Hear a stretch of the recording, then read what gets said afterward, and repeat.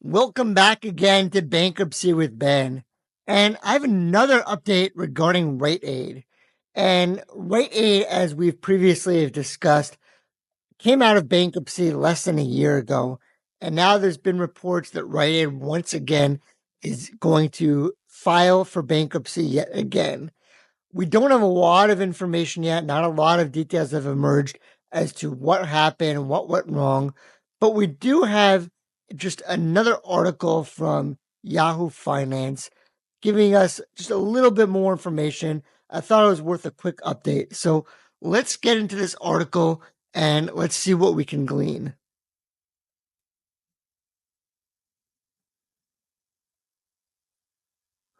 Okay, from Yahoo Finance, Rite Aid prepares to sell itself in pieces for second bankruptcy.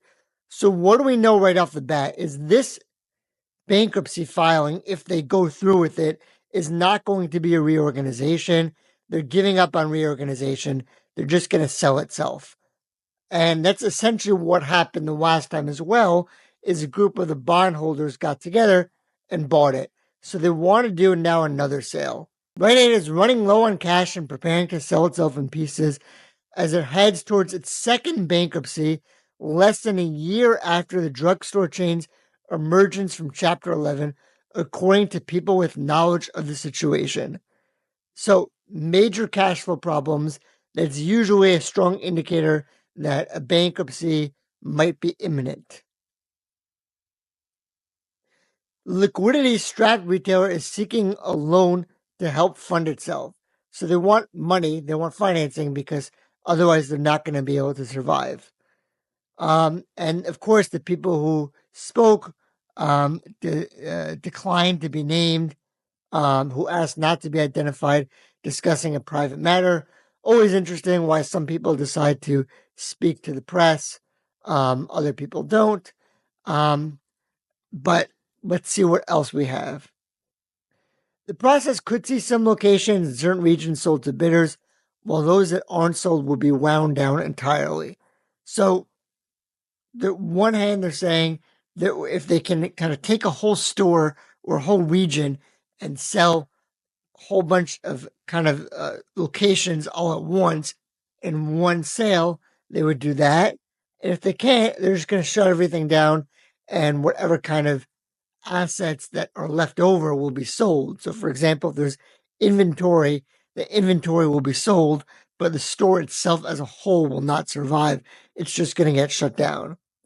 The company is working with Guggenheim Securities, so that's an investment bank. Investment banks, they help with finding financing, they help with finding buyers. They're essentially, they're like financial doctors. They come in when you're having trouble and they help you kind of get a little bit of a lifeboat to help you survive until it's time to pull the plug. A representative for Rite Aid did not immediately respond to a request for comment, so meaning they just didn't respond at all, and Guggenheim declined to comment. So Guggenheim responded and said, "We're not going to tell you anything," and Rite Aid just ignored them. Makes sense. Rite Aid is the company that's in trouble. Guggenheim is the company helping them out. Guggenheim wants to maintain kind of a professional relationship, so they'll say, "We're not going to ignore you, but we cannot actually give you any information." Rite Aid is in all sorts of trouble. They're just going to ignore you.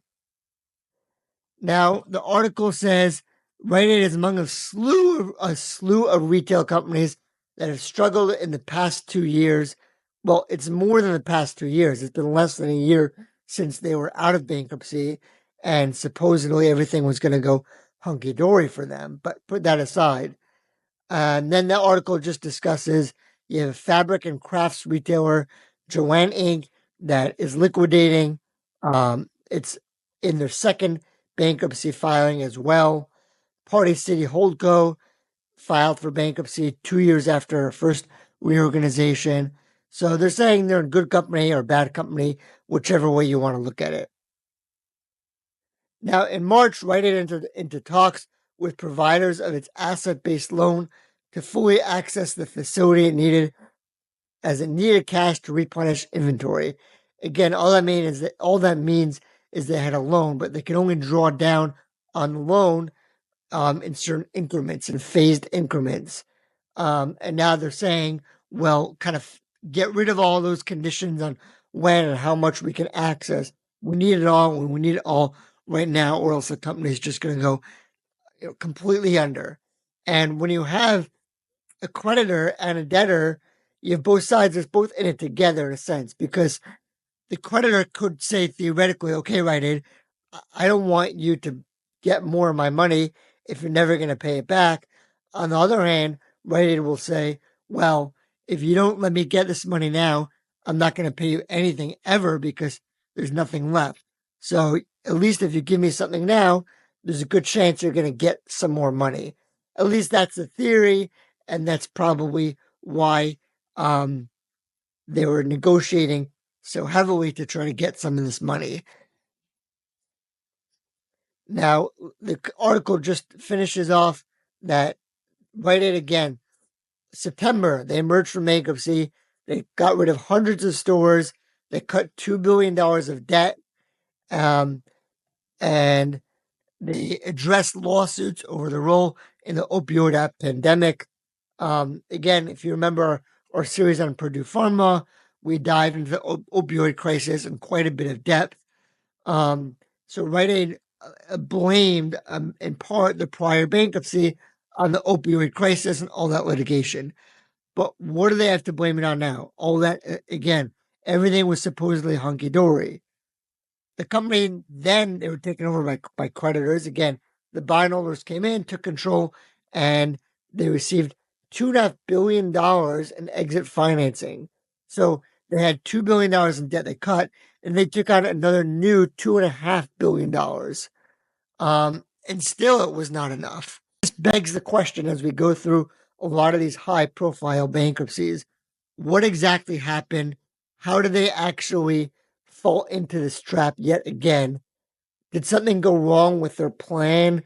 Was it something more fundamental? Did they realize that when they were proposing this beautiful plan to get out of bankruptcy the first time, was it really destined to fail? If it was destined to fail, why did everybody approve it? How did they even get out? A whole bunch of question marks, a lot of information we don't know yet, but we'll keep an eye on this, keep monitoring it along with several of the other high profile bankruptcies coming your way. Hope everybody's well and stay tuned for many, many more to come. We'll see you all in the next one.